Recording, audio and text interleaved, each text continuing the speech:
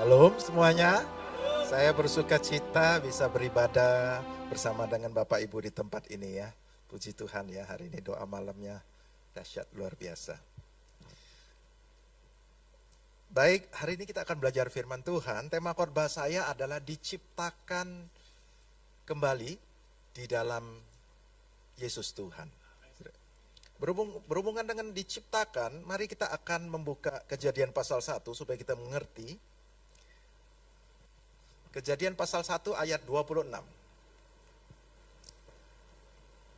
Saya bacakan ya. Berfirmanlah Allah, baiklah kita menjadikan manusia menurut gambar dan rupa kita, supaya mereka berkuasa atas ikan-ikan di laut dan burung-burung di udara, dan atas ternak dan atas seluruh bumi, dan atas segala binatang melata yang merayap di bumi.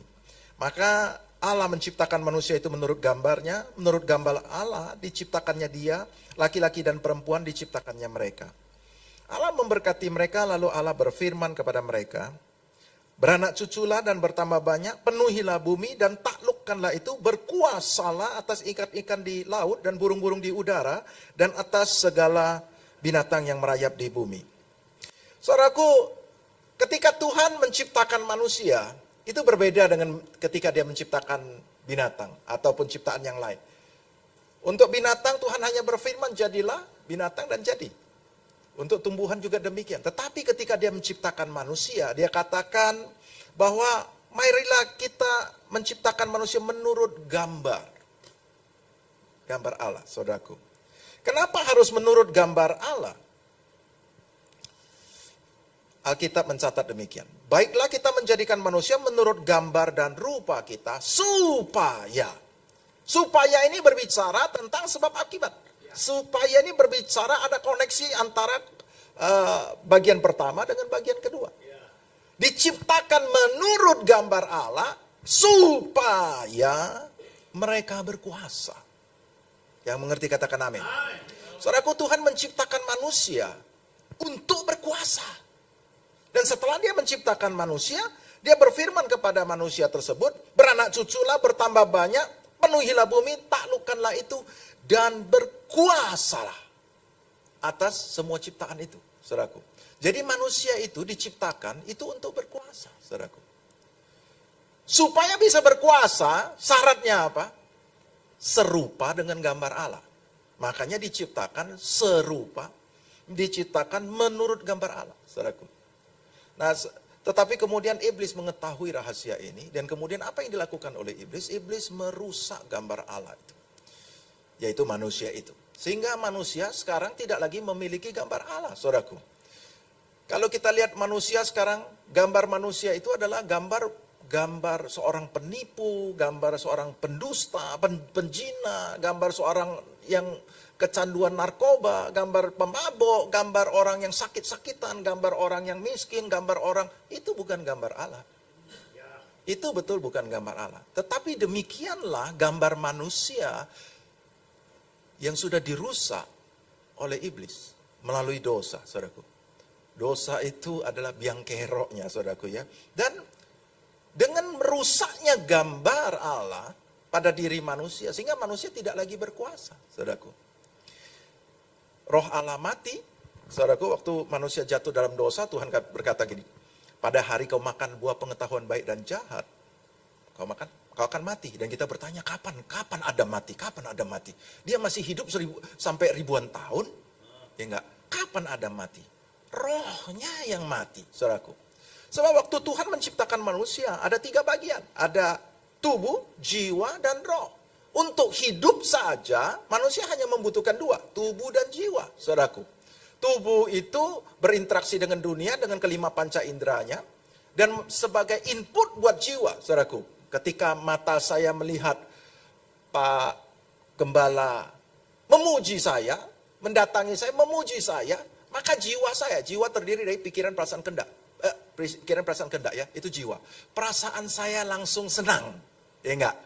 Wah, pikiran saya berpikir, waduh, Pak Gembala ini baik orangnya gitu. Wah, dan kehendak saya ini mau beli martabak, kasih dia. Nah, ini kehendaknya, saudaraku ya. Dan apa yang dilakukan? Apa yang direspon yang dari jiwa ini kemudian dieksekusi kembali oleh tubuh. Enggak. tubuh akan pergi bertabak dan kemudian membawa kepada babak gembala. Saudaraku, demikianlah hidup kita dari kita bangun tidur sampai kita tidur malam harinya. Kita hanya cukup dengan tubuh dan jiwa saja kita sudah bisa hidup, saudaraku. Nah, sedangkan roh untuk apa? Roh itu ditaruh Tuhan di dalam diri manusia, itu adalah bagian daripada diri. Allah adalah roh. Dan Tuhan mengambil bagian daripada dirinya, menempatkan kepada manusia. Karena apa? Yohanes 4 ayat 24 katakan, barang siapa menyembah Allah harus menyembah dalam roh dan kebenaran. Untuk bisa mendatangi Tuhan, untuk bisa bergaul dengan dia, untuk bisa menyembah dia, harus dengan rohnya dia sendiri. Rohnya Allah itu sendiri. Dan pada saat manusia jatuh, saudaraku, oleh karena dosa, maka roh itu mati, terputus, tidak lagi berhubungan dengan Tuhan. Jadi manusia hidup sebagai hanya antara tubuh dan jiwa. Nah, interaksi antara tubuh dan jiwa ini, itu dinamakan kehidupan daging. Saudaraku. Jadi, tubuh dan jiwa, interaksi begini, itu namanya kehidupan daging. Tetapi kalau roh dan jiwa, itu namanya kehidupan roh. Saudaraku. Nah, saudaraku, Tuhan kemudian mau memulihkan keadaan kita, saudaraku ya. Tuhan memulihkan keadaan kita. Dan Tuhan melahirkan kita kembali, saudaraku, menciptakan kita kembali. Di dalam Yohanes pasal 5 ayat ke, ditampilin aja ya. Yohanes 5 ayat ke, Yohanes 5, Yohanes 3 ayat ke 5. Ayat ke 6 deh. Oke, apa yang dilahirkan dari daging adalah daging. Dan apa yang dilahirkan dari roh adalah roh, saudaraku. Kalau kita dilahirkan, ini keturunan Adam, itu semuanya daging, saudaraku. Roh kita sudah mati, saudaraku. Tapi kemudian ada satu pribadi yang lahir, yang tidak dikuasai oleh dosa, saudaraku. Yaitu Yesus. Dia bukan keturunan Adam, dia dilahirkan terpisah dari jalurnya, saudaraku ya.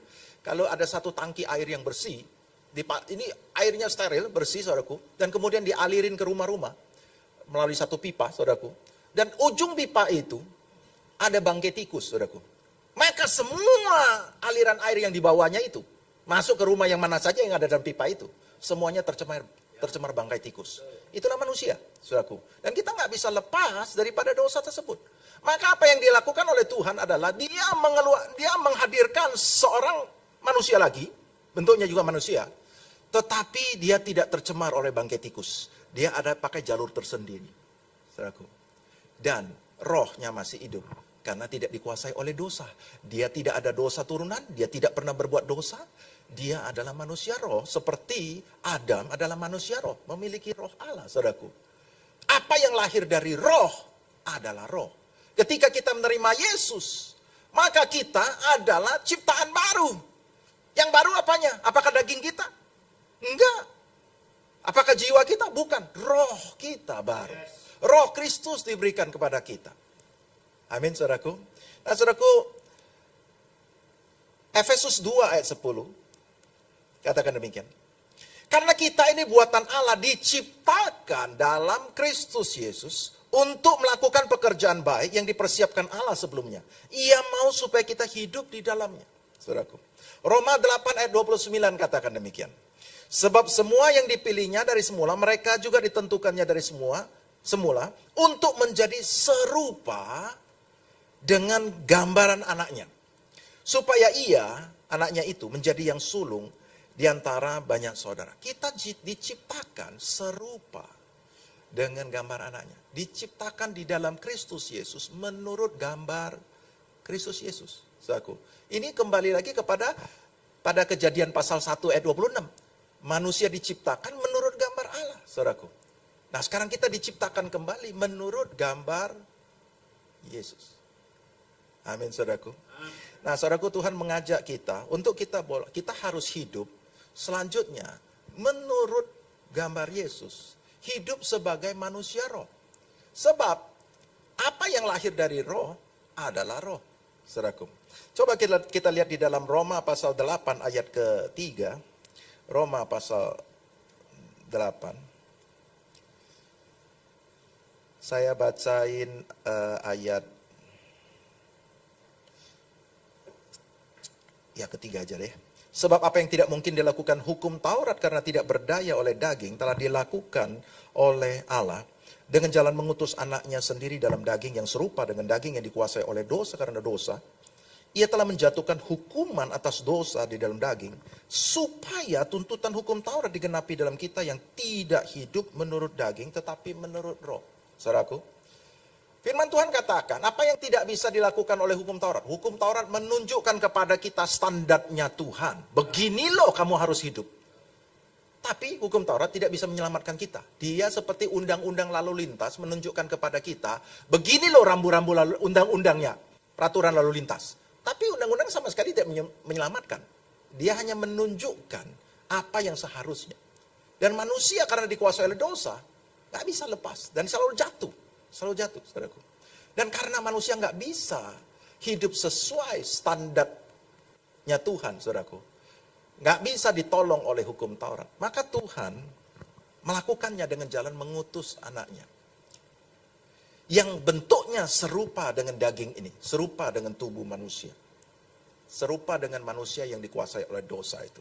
Dan Tuhan menjatuhkan hukuman atas tubuh tersebut. Tubuh yang tidak berdosa, yang tidak dikuasai oleh dosa, yang tidak mengenal dosa itu. Tuhan menjatuhkan hukuman. Artinya apa, saudaraku? Tuhan tidak mengampuni dosa kita. Tuhan nggak mengampuni dosa. Kalau kita berbuat dosa, ya nggak ya? Tetangga saya berbuat dosa, ya nggak? Dan kemudian dia minta ampun. Sebab Allah adalah maha pengampun, saudaraku. Apakah diampuni? No. Kalau kita, apakah diampuni? Bukan Bapa mengampuni kita, tapi kita diampuni di dalam Yesus. Bukan karena dosa kita diampuni, tetapi dosa kita dihukum. Allah menjatuhkan hukuman atas dosa kita. Tapi bukan pada tubuh kita, pada tubuhnya Kristus. Artinya, Yesus menjalani hukuman itu. Ya enggak? Apa artinya kita diampuni? Artinya kita dibebaskan dari hukuman. Bagaimana itu bisa terjadi? Hanya ada di dalam Yesus. Dia menanggungnya buat kita. Maka tetangga saya, apakah dia bisa minta ampun kepada Tuhan Allah Maha Pengampun itu? No. Kecuali dia percaya kepada Tuhan Yesus Kristus. Dan Yesus menanggung dosa dia. Untuk dia. Amin, saudaraku? Nah, tetapi ayat 4. Baca baik-baik. Supaya tuntutan hukum Taurat digenapi di dalam kita yang tidak hidup menurut daging, tetapi menurut roh. Camkan baik-baik. Artinya menurut kalimat itu, kalau kita hidup menurut daging, maka tuntutan hukum Taurat itu belum digenapi dalam kita. Apa yang dikerjakan oleh Yesus itu tidak berlaku bagi kita. Kalau kita hidup menurut daging dan tidak hidup menurut roh. Apa itu hidup menurut daging? Saya tadi sudah bilang, ketika kita interaksi antara tubuh dan jiwa, hanya begitu saja, itu hidup menurut daging. Hidup menurut daging bukan dosa loh. Tetapi, kalau engkau hidup menurut panca inderamu, masuk ke dalam jiwamu merespon dieksekusi lagi oleh tubuh, maka itu kehidupan daging. Dan ujung-ujungnya akan menghasilkan perbuatan daging yang disebut dalam Galatia 5 ayat 19. Dan itu mayoritas semuanya adalah dosa, saudaraku. Karena kita hidup menurut daging. Ketika saya dengar Joshua ngomongin saya sesuatu gitu, masuk ke dalam, lewat kuping saya, masuk ke dalam jiwa saya, perasaan saya tersinggung, pikiran saya ngomong, si Joshua mau cari gara-gara sama saya gitu. Enggak. Dan kemudian kehendak saya mau, wah ini harus dikasih pelajaran gitu. Enggak. Pelajaran satu, saudaraku. Dan kemudian tubuh akan mengeksekusi. Tetapi itu hidup daging. Tetapi bagaimana hidup dengan roh? Ketika saya mendengarkan apa yang dikatakan oleh roh, saudaraku. Yohanes 6 ayat 63 katakan demikian. Daging sama sekali tidak berguna. Rohlah yang memberi hidup. Perkataan-perkataan yang kukatakan kepadamu adalah roh dan hidup, saudaraku. Jadi hidup menurut roh adalah hidup menurut perkataan. Menurut firman, saudaraku. Nah, hari ini kita akan belajar bersama-sama bagaimana kita hidup menurut roh. Bagaimana kita diciptakan kembali dan bagaimana cara kita harus hidup, saudaraku ya. Saudaraku, saya akan kasih satu ilustrasi.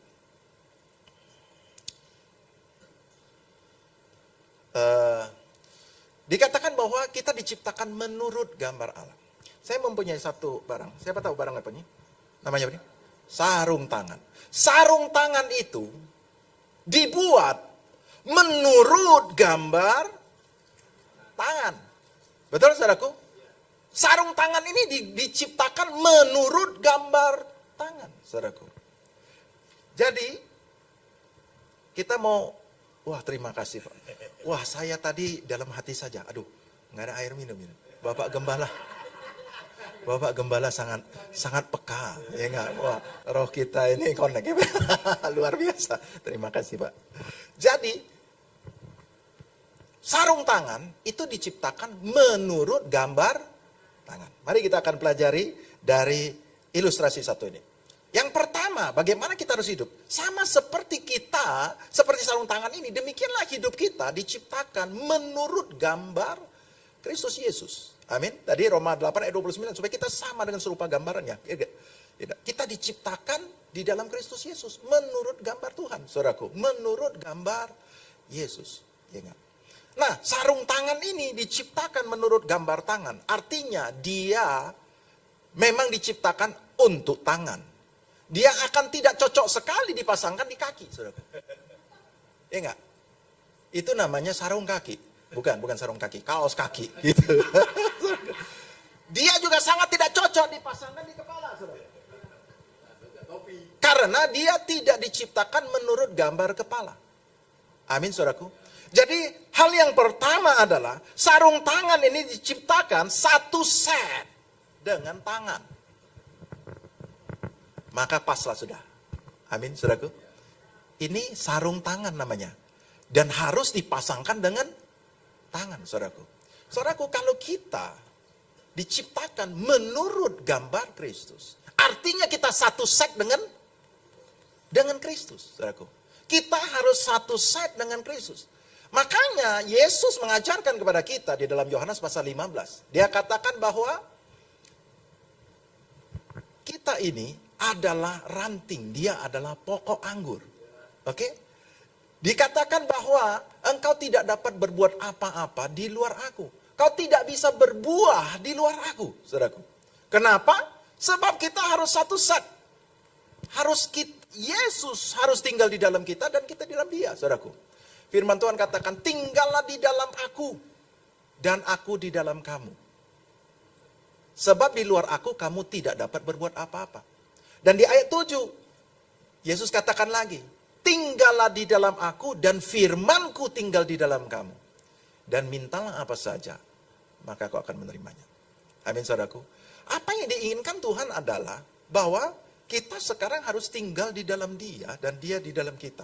Roh Allah itu, roh Kristus itu harus tinggal di dalam diri kita. Supaya kita bisa hidup menurut roh. Sebab roh kita sudah mati tadinya. Waktu kita jatuh dalam dosa. Waktu kita terima Tuhan Yesus, kita menerima roh Kristus. Balik lagi ya, kita di dalam Roma 8. Roma 8 saya ajak kita untuk melihat lagi. Tadi sampai 4 saya bacain ya. Saya baca sekarang mulai ayat 5. Sebab mereka yang hidup menurut daging memikirkan hal-hal dari daging. Mereka yang hidup menurut roh memikirkan hal-hal dari roh. Karena keinginan daging adalah maut.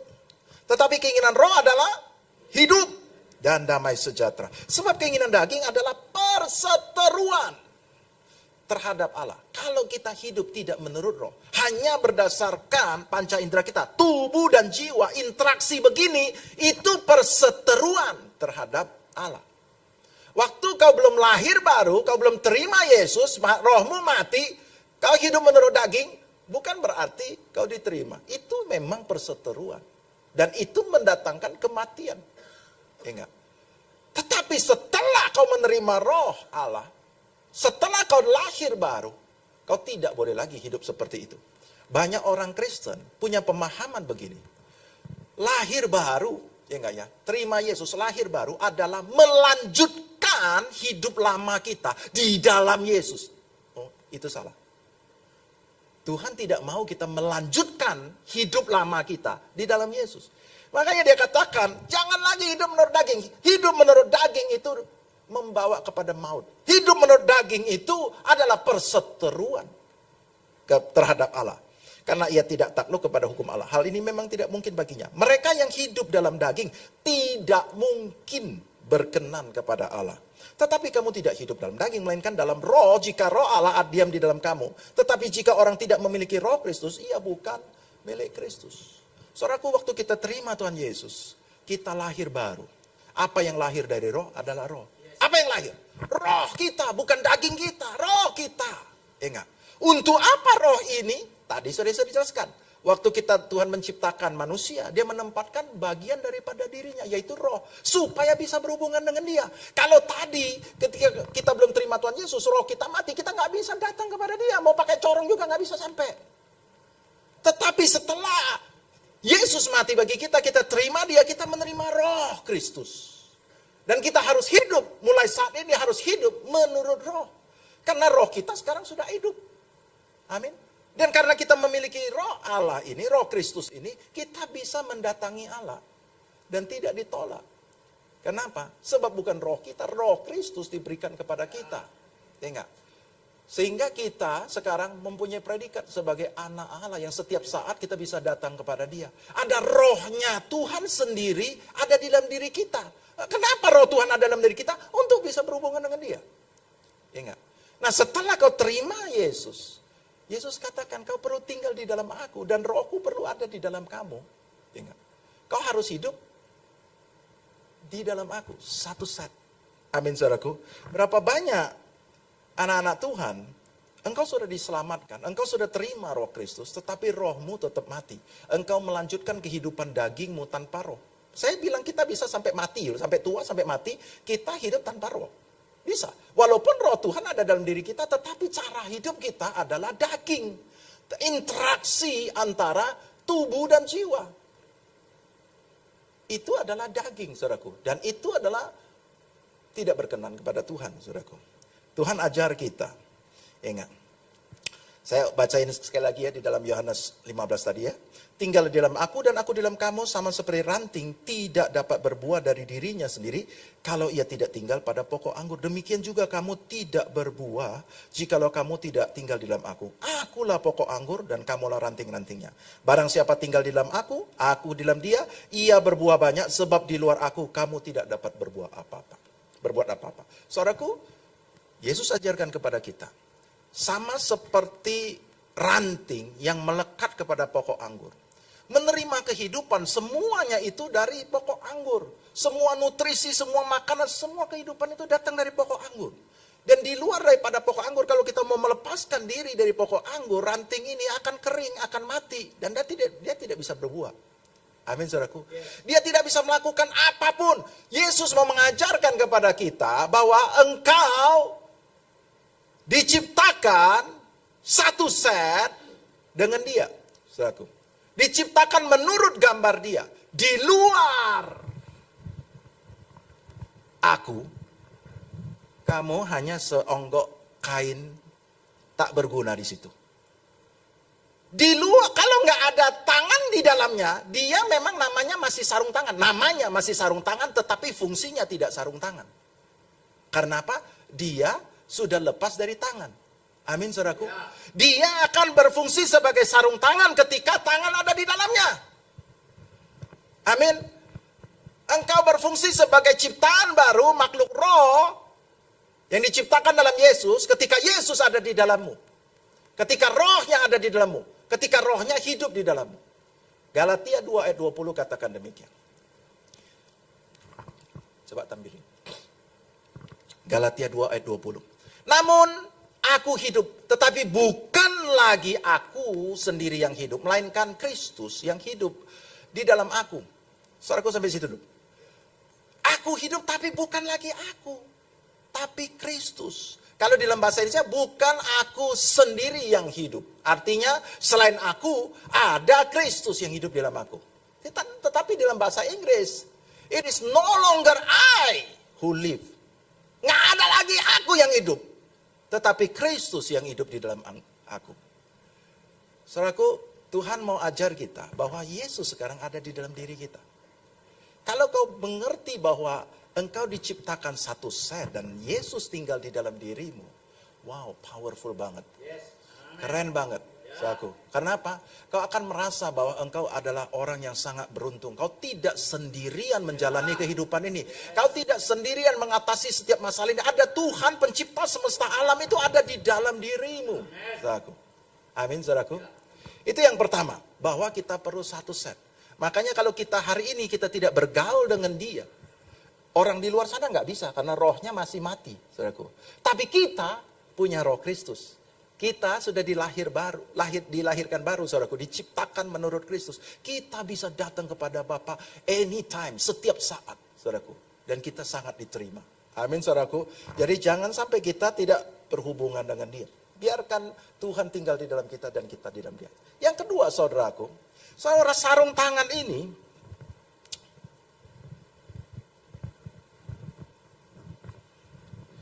sarung tangan, kalau tidak ada tangan di dalamnya, itu tidak berkuasa. Contoh, ya enggak ya, saya mau ambil, angkat dulu botol ini, mau minum. Nah, ini sarung tangan bodoh sekali ini. Nggak bisa, saudaraku. Nggak berkuasa. Nggak ada tenaganya, saudaraku.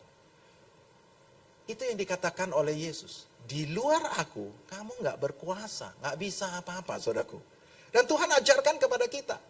Dia katakan, tidak tahukah kamu bahwa kamu adalah bait Allah dan roh Allah diam di dalam kamu. Kalau tadi dia bilang, di luar aku kamu tidak dapat melakukan apa-apa. Filipi 4 ayat 13 katakan demikian. Filipi 4:13 dikatakan, segala perkara dapat kutanggung dalam dia yang memberi kekuatan kepadaku. Tapi bahasa Inggrisnya lebih bagus, lebih benar, saudaraku. I can do all things through Christ who strengthen me. Aku dapat melakukan segala sesuatu melalui Kristus yang memberi kekuatan padaku.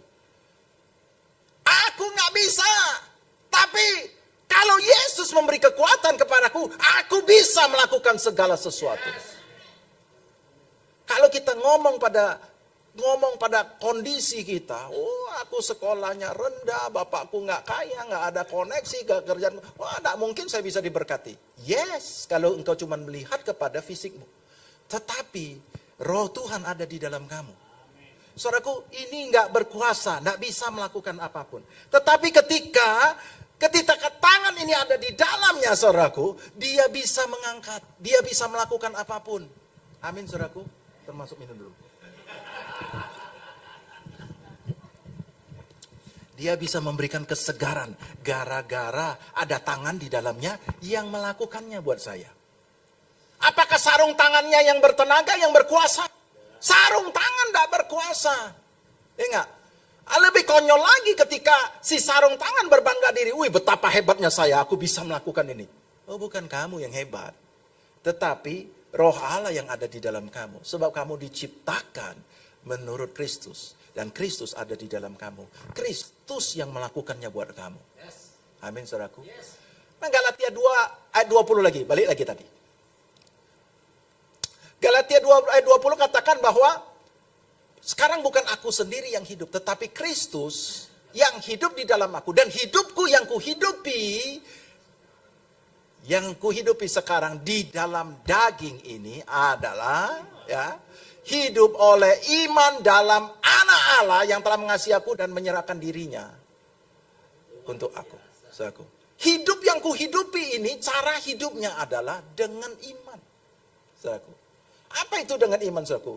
Tuhan tidak mau kita mengandalkan kekuatan kita, tetapi mengandalkan kekuatan Dia, saudaraku.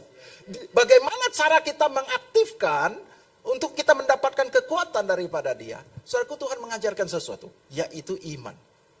Dan ini hanya terjadi di dalam perjanjian baru, saudaraku ya. Kalau saudara baca perjanjian lama, saudara search, saudara buka Alkitab saudara, Alkitab elektronik, saudara ketik iman, saudaraku, maka saudara akan menjumpai di dalam perjanjian lama 0, saudaraku. Tetapi kalau di dalam perjanjian baru, saudara akan menjumpai ada 155 iman, saudaraku. Artinya iman itu baru hidup di dalam perjanjian baru. Setelah roh Allah ada di dalam diri kita, Dia mengajarin kita, ya enggak? Dia mengajarin kita untuk minta, maka kau akan diberi. Cari, kau akan mendapat. Ketuk, pintu akan dibukakan bagimu. So, dia suruh kita minta. Kalau engkau tinggal di dalam aku dan firmanku tinggal di dalam kamu, mintalah apa saja. Amin, saudaraku. Tuhan ajar kita. Dia ajar kita jangan seperti bangsa-bangsa yang tidak mengenal Allah. Tetapi Bapamu tahu akan semua kebutuhan kamu. Carilah dahulu kerajaan Allah dan kebenaran, maka semuanya akan ditambahkan kepadamu. Siapa yang nambahkan? Tuhan. Amin. Apa yang kita butuhkan? Kita hanya perlu tinggal di dalam Dia. Dan Dia akan memampukan kita, memberi kuasa, memberi kekuatan, menolong kita, supaya kita bisa melakukan segala sesuatu. Amin, saudaraku. Efesus 6 ayat 10 katakan, hendaklah kamu kuat di dalam Tuhan, di dalam kekuatan kuasa-Nya. Saudaraku, seringkali kita mendengar orang berkata, Tuhan, aku sudah tidak kuat lagi, Tuhan. Aku betul-betul sudah tidak kuat. Ya Tuhan ngomong, ya kau nggak kuat. Ya enggak. Dan jangan menggunakan kekuatanmu sendiri. Ya enggak. Jangan mengandalkan kekuatanmu sendiri. Bahkan di dalam perjanjian lama Tuhan katakan, terkutuklah orang yang mengandalkan kekuatannya sendiri. Ya enggak? Tuhan katakan, jadilah kuat di dalam Tuhan, di dalam kekuatan kuasa-Nya. Bukan kuasa kita. Dengan kekuatannya, dengan kuasanya. Biar Dia ada di dalam diri kita. Dan Dia yang memberi kekuatan pada kita. Kita dapat melakukan apapun. Sebab, kalau kita di luar Dia, kita hanyalah tak berguna. Sarung tangan, seonggok kain tak berguna. Yang tak berkuasa. Amin, saudaraku. Hal yang pertama, kita diciptakan menurut gambarnya adalah supaya kita bisa bersatu dengan Dia. Dia harus ada di dalam diri kita selalu, dan kita ada di dalam diri. Kita harus melekat dengan Dia seperti pokok anggur dan ranting itu. Di luar itu, kita pasti mati, saudaraku. Yang kedua, saudaraku, adalah bahwa kita tidak berkuasa. Tetapi ketika kita diciptakan menurut Dia, kita bersyukur. Tuhan ingatkan kepada kita terus. Tidak tahukah kamu, rohku ada di dalam dirimu. Dia katakan, roh yang ada di dalam dirimu lebih besar daripada semua roh yang ada di dunia ini. Amen. Saudaraku, kenapa Tuhan ingatkan kita terus tentang itu? Supaya Dia mau kita mengerti bahwa engkau sangat berkuasa di dalam Dia. Sangat berkuasa dan engkau sanggup melakukan banyak hal. Segala sesuatu. Amin, saudaraku. Yang terakhir, saudaraku. Sarung tangan ini diciptakan menurut gambar tangan untuk kebutuhan si tangan. Ini untuk kebutuhan, untuk tujuannya si tangan. Ya enggak? Jadi bukan sarung tangannya mau ngambil apa sesuatu, tetapi tangannya yang pengen ngambil sesuatu. Melalui sarung tangan ini. Yang bersentuhan adalah si sarung tangan. Tetapi keinginan daripada si tangan. Amin, saudaraku. Tuhan menciptakan kita, saudaraku, sebagai ciptaan yang baru, saudaraku, untuk tujuan Dia. Makanya dikatakan di dalam 2 Korintus 5 ayat 15, dan Kristus telah mati untuk semua orang, supaya mereka yang hidup tidak lagi hidup untuk dirinya sendiri, tetapi untuk Dia yang telah mati dan telah dibangkitkan untuk mereka. Roma 14 ayat 8. Sebab jika kita hidup untuk Tuhan, dan jika kita mati untuk Tuhan. Jadi baik kita hidup maupun mati, kita adalah milik Tuhan. Saudaraku, kita diciptakan kembali, itu punya agendanya Tuhan. Biarlah kita hidup itu bukan untuk diri kita sendiri, saudaraku. Tetapi kita hidup, kita harus mengerti apa yang menjadi kehendak Allah, saudaraku. Makanya Tuhan ajar kita di dalam Roma 12 ayat 2 dikatakan, berubahlah oleh pembaruan budimu. Ya enggak? Jangan serupa dengan dunia ini, tapi berubah oleh pembaruan budimu supaya engkau mengerti akan kehendak Allah. Yaitu apa yang baik, yang berkenan kepada Allah, dan yang sempurna, saudaraku. Kehendaknya adalah yang baik. Kehendaknya adalah yang sempurna. Ya enggak? Tapi ketika pikiran kita belum diperbaharui, pikiran kita sama seperti dunia itu, kita nggak pernah mengerti akan kehendak Allah. Dan kehendak Allah itu adalah agenda Dia, saudaraku. Kehendak Allah adalah engkau diberkati berlimpah-limpah. Kehendak Allah engkau tidak hidup dalam sakit penyakit, dalam kutuk, dalam segala macam. Kehendak Allah engkau merdeka. Kehendak Allah adalah engkau diangkat tinggi. Kehendak Allah adalah engkau menjadi saksi sehingga semua orang melihat, wow, saya tahu dulu dia itu orangnya nggak diberkati, orangnya dulu hidupnya kacau banget. Waduh, sekarang kok hidupnya seperti itu. Kehendak Allah adalah hidupmu dipulihkan, hidupmu diubahkan, hidupmu diberkati, dan orang lain melihat dirimu itu berubah. Dan kehendak Allah adalah engkau menjadi saksi bagi dia. Saya tutup dengan Yohanes pasal 17. Yohanes pasal 17. Ini adalah doa murid-muridnya. Doa Yesus untuk murid-muridnya. Saya bacakan, panjangnya baca sendiri aja di rumahnya. Saya baca loncat-loncat aja sih.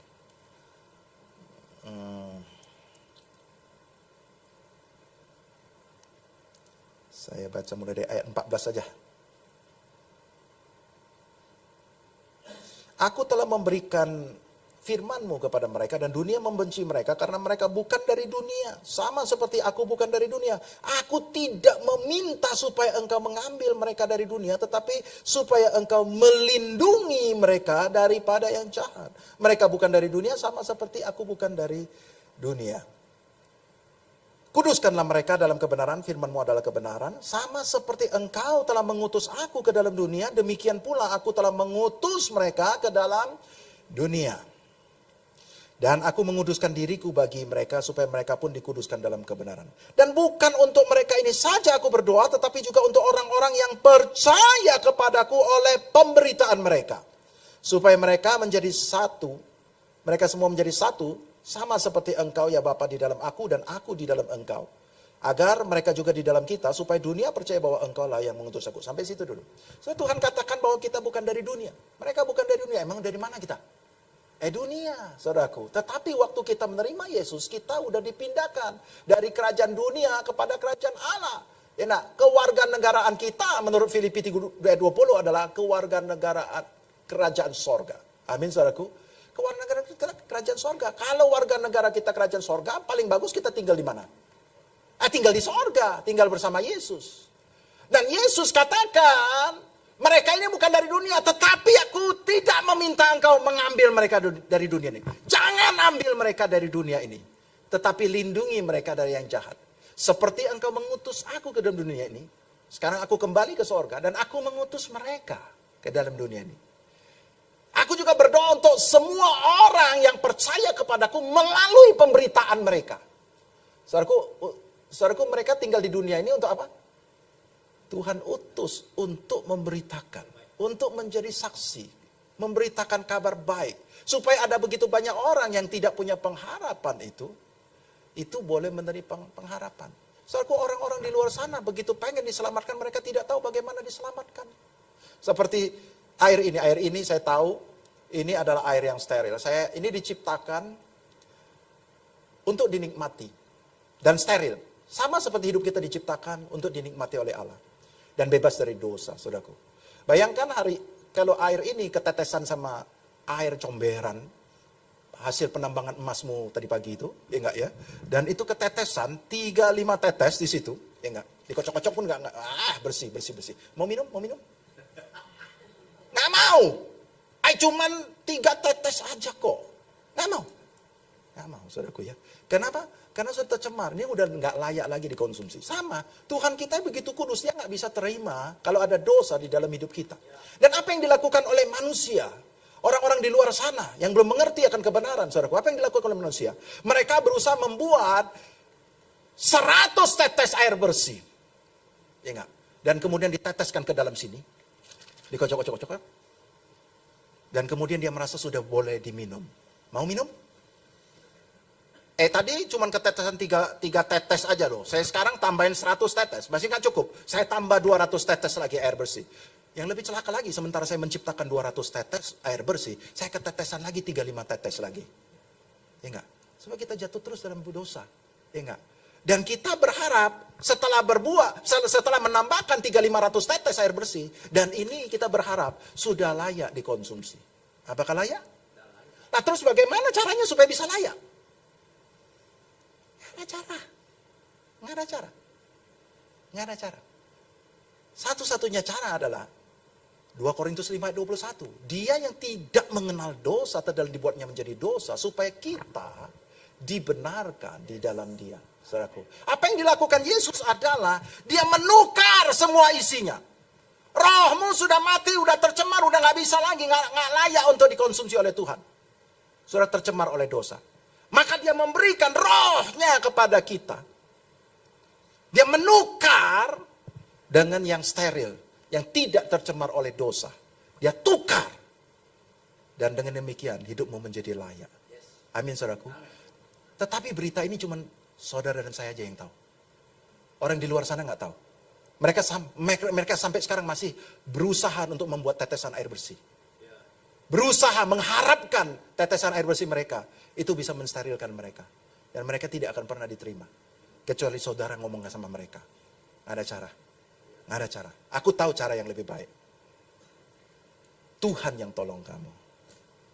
Dia sudah sediakan caranya. Dia mau tukar hidupnya dengan kita. Mau nggak kau terima? Amin, saudaraku. Hidup kita bukan untuk diri kita lagi. Saudaraku, kita diciptakan ulang, saudaraku. Pertama, satu set dengan dia. Supaya dia boleh tinggal di dalam diri kita. Pencipta semesta alam yang dahsyat itu mau tinggal di dalam diri kita. Yang kedua, supaya dia boleh menyatakan kuasanya di dalam diri kita. Dia memampukan kita sehingga kita dapat melakukan segala sesuatu dengan kekuatan yang diberikan pada dia. Engkau tidak akan pernah kalah atas setiap masalah yang kau hadapi. Sebab di dalam dia kau bisa mengatasi semuanya. Amin. Roh yang lebih besar itu ada di dalam dirimu. Amin, saudaraku. Yang ketiga adalah dia mau kau hidup dengan agendanya. Sebagai ciptaan yang baru, dia pengen agendanya itu dinyatakan melalui hidup. Memang dia yang melakukan semua agenda dia, tetapi yang bersentuhan itu adalah si sarung tangan. Yang bersentuhan adalah kita. Agendanya dia. Amin, saudaraku. Mari kita bangkit berdiri.